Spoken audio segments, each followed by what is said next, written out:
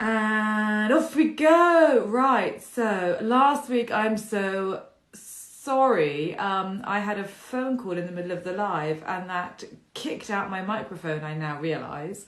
And so you couldn't hear me. So basically today we're going to be talking about St Cecilia, who was boiled alive. You'll see in a minute. So if you think I'm looking a bit red, it's because I'm going all out for the St Cecilia look. Yeah, look, okay, so look, that's how red I am. You can see. Bit of a facial yesterday, harsh facial.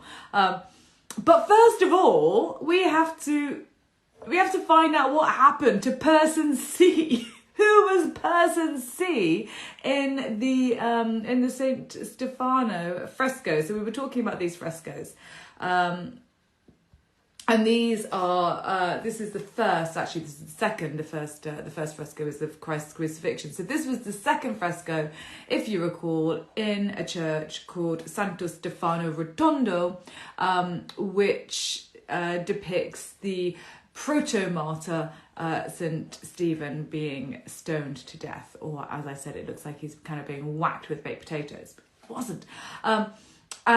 So yes, so we discussed that B at the back, so these folk at the back, where you can see the letter B, I think that they are probably the apostles who are being sort of, did I bring up close up of that? Yeah, there we go. So who are the apostles? I think all of the frescoes. So there are 34 frescoes, 30 of them about martyrdoms, and each of them have a little code at the bottom, so you know what the letters correspond to. And the B is for the apostles. So I said that I think that they are probably sort of being dispersed, perhaps not in a necessarily a geographical sense, but in a metaphorical sense, because they kind of were they were kind of freaked out, I think, slightly when Santo Stefano and St Stephen was first martyred. You know, he was the first one to be killed for the cause. So then we came to, so who is person C? Who is person C and where is person C? He's not there. There is person C. So he's behind St Stephen, kind of over to the left-hand side of the painting. And you can see he's about to get his head chopped off. And you can also see that he has a halo. And the corresponding detail on this fresco to the letter C, I was going to say to the number C, to the letter C, is Jacobus.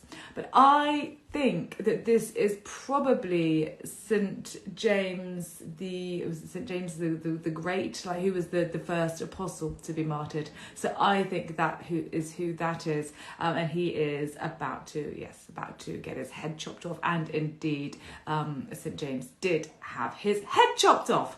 So that was that was St Stephen. And what I wanted to mention as well is just take a look at the architecture. You can see it best in this image. Yeah, this is supposed to be Jerusalem. I don't think so. No, this is very, very definitely Rome, isn't it? If we look at the whole image. And that's kind of quite important. So now I've covered up the architecture, never mind. But that's kind of quite important because these were created in the 1580s, so between about 1582 and 1584. Two artists were involved, Sashnani, Niccolo Sashnani, and it's a lot of practice. Sashnani, I like Sashnani. How do you say it? Sashnani, and Matteo da Siena. Sashnani is kind of the one who tends to be considered to have done the most work on these. Not names that you would probably necessarily recognise, 16th century Roman artists. But yeah, so Rome, 16th century, Counter-Reformation. Yeah. So this is all about scaring people, like literally to death, to to ensure that they are following the Catholic faith. So, you know, just this is what these people have suffered for you people, and so you will be Catholic, basically. But also, I think the brief was almost certainly to position Rome as the new Jerusalem. So hence we have a scene that took place in Jerusalem, but it has been transported to what would then be, well, I guess classical Rome. It's not 16th century Rome, it's classical Rome. So there are, as I say, about 30 of these frescoes. Some of them are pretty gruesome. In fact, they're so gruesome. I need to read you this quote because Charles Dickens wrote about these frescoes far more eloquently than I ever could. So this is a taste of things to come, and I think what I'll do is I'll put some images up and you can decide which ones are the most gruesome and which you want me to talk about. This is what Charles Dickens wrote in 1846. I'm not sure he was that impressed, I'm going to say. St Stefano Rotondo, a damp, mildewed vault of an old church in the outskirts of Rome, okay, so far so kind, will always struggle uppermost in my mind by reason of the hideous paintings with which its walls are covered. These represent the martyrdoms of saints and early Christians, and such a panorama of horror and butchery no man could imagine in his sleep, though he were to eat a whole pig raw for supper. Well done, Charles Dickens, for actually embellishing on the horror by adding horror to the horror. A whole pig raw for supper, nice. Grey-bearded men being boiled, fried, grilled, crimped, singed, eaten by wild beasts, worried by dogs, buried alive, torn asunder by horses, chopped up small with hatchets, women having their breasts torn with iron pinchers, their tongues cut out, their ears screwed off, their jaws broken, their bodies stretched upon the rack, or skinned upon the stake, or crackled up and melted in the fire. These are among the mildest subjects. So insisted on and laboured at besides, that every sufferer gives you the same occasion for wonder as poor old Duncan awoke in Lady Macbeth when she marvelled at his having so much blood in him. Okay, so that's what we've got. That's what we've got coming. You know what? This church, just after that quote, I just need to tell you that this church is now most famous for two things. What do you think they are? And it ain't funerals. No, it is most famous for concerts, and it is most famous, in particular, actually, it's famous for weddings. What kind of people want to get married in somewhere that has been described as that by Charles Dickens? Anyway, so speaking of weddings, and also kind of warming up to my theme, I'm definitely not getting to the most gruesome today either. We have St Cecilia, which who is here. So St Cecilia, so here she is. Actually, it is almost St Cecilia's Day. In fact, no, it was a few days ago. I think the 22nd of November was St Cecilia's Day. So St Cecilia was the patron saint, or is the patron saint of music, particularly associated with music. But here she is, being boiled alive in a huge cauldron of water. Oh, nice. So Cecilia, and I said it sort of just corresponds a little bit with weddings. Cecilia was the daughter of a noble family, as many of these early martyrs are, female martyrs, and she had vowed from a very young age, or taken a vow from a very young age of chastity, and and she'd always said to her family, I don't want to get married. I don't want to be touched by man. I've heard about this Christian religion, and this is the one for me. But she was a bit of a catch, and her family, just they kind of weren't really going with Cecilia's wishes at all. And so a wedding was arranged, and she duly got married to a gentleman called Valeria. So she's walking down the aisle, and she, there's music playing, and she's thinking, I really, really don't want to marry this man. And so what happens is she hears the most beautiful, beautiful angelic voices, to sort of angels basically singing to the music that is playing as she's getting married. And so after the wedding, it comes to the wedding night, and she says to Valeria, I really don't want us to consummate this marriage. I've taken this vow of chastity, and actually right now I can actually see angels. I'm a Christian and I can see angels. And her husband says, okay, I don't know, he's probably thinking, right, okay, she can see angels, and he says, okay, just prove this angel thing. I tell you what, if you can prove this angel thing, then I will not lay a hand on you, because he's thinking, okay, I'm on a pretty safe bet here. And so she says, okay, well, to see angels, you're going to have to go and be baptized. He is pagan, but he thinks, do you know what? Actually, I'm going to give this a go. So he does. He goes and he's baptized. And guess what? He sees angels too. And so in this way, Cecilia remains chaste, and she is married to a man who is now converted to Christianity. Happy days. So where does the pot of boiling water come in? Well, Cecilia isn't content with converting her husband. She also converts her brother-in-law, and her husband and her brother-in-law start going out and trying to convert everybody else in the population, as does Cecilia. The her husband and her brother-in-law get caught rather earlier than Cecilia does.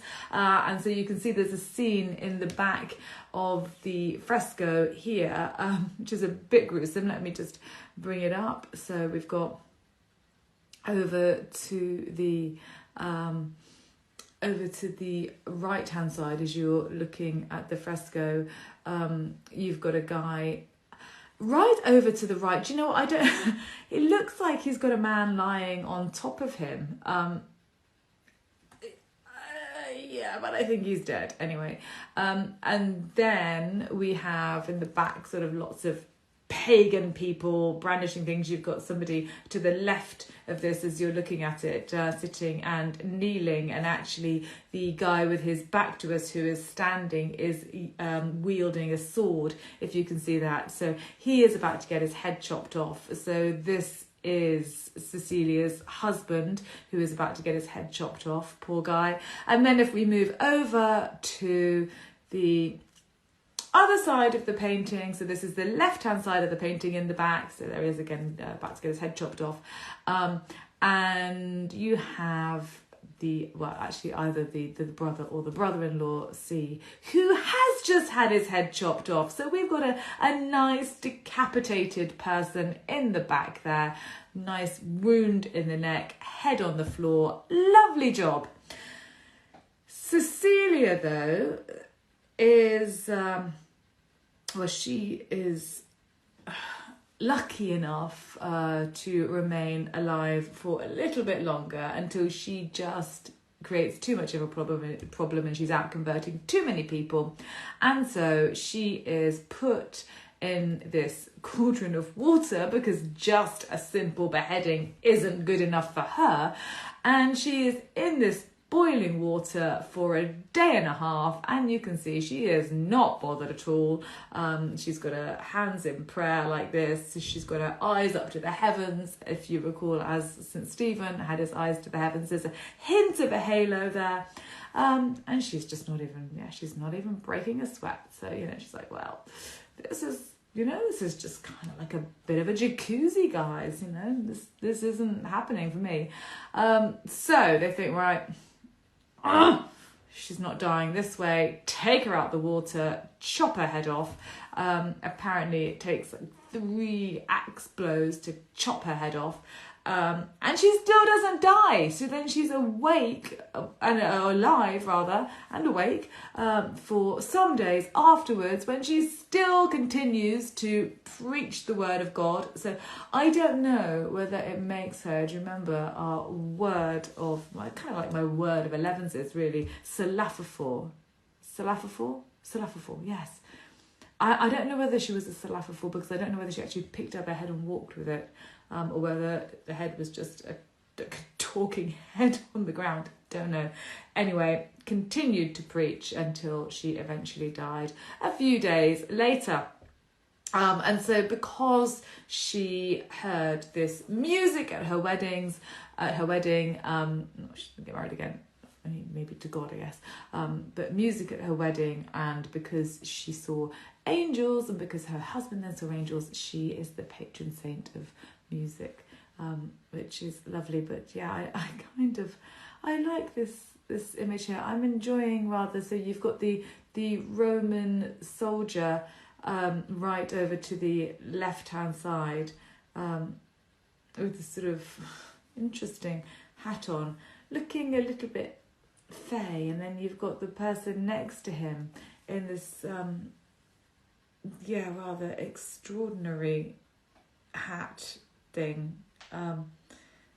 Sort of, I don't know, there's something a bit pantomime damey about that one, but some great figures there, some great movement. Love it. So Cecilia, definitely not the most gory. I'm going to put some images on stories, and you can decide which ones you think are gory enough for me to talk about. But yes, that is Cecilia. So one of the 30 or so frescoes in the church, Santo Stefano Rotondo in Rome, or just on the outskirts of Rome, really. And they date, as I say, to the 16th century. So they're very, very much about promoting Catholicism, but they kind of are, and they would have a lot of pilgrims. They kind of provided succor actually for pilgrims who came to the church, and that's a very strange thing for me to say, but they would come and they would see all these saints being martyred and tortured in really truly horrific ways. But then the final image is an image where all of these martyred saints are all together in heaven, and they're all happy together. I don't know whether I've got this image here at the moment. I think I might have just spoken too soon about what I can show you. I wonder, do I have it? No, I don't have it, so I'll show you later. So it's kind of like, yes, okay, so they have suffered, you might suffer, but everything is going to be all right when you're in heaven. That is essentially the message of all of these frescoes. So on that note, I'm going to stop sharing, and I'm going to turn comments back on. And yes, there we go. So horrible images. I'm going to post more either today or tomorrow, and you can decide which ones you want me to talk about. And if you want to get married, then you know where to do it, because what could be better? You want to be St Cecilia, really? What could be better than getting married surrounded by a load of gore? Yeah, she was... St Cecilia, she pretty much rocked, but she did die. Anyway, must visit the church. It is fantastic. I can't believe that I've done Elevenses for more than a year now and I haven't thought about these. Your next album cover. Do it! Do you know, I probably won't post on the blog this week. I think I'm going to gather these stories up and do them as maybe 1 or 2 posts. But this will hopefully save and be posted. Hopefully you could hear me all the way through. Thank you. And I will see you next week. Have a great weekend. And thanks very much for joining. Bye. Bye.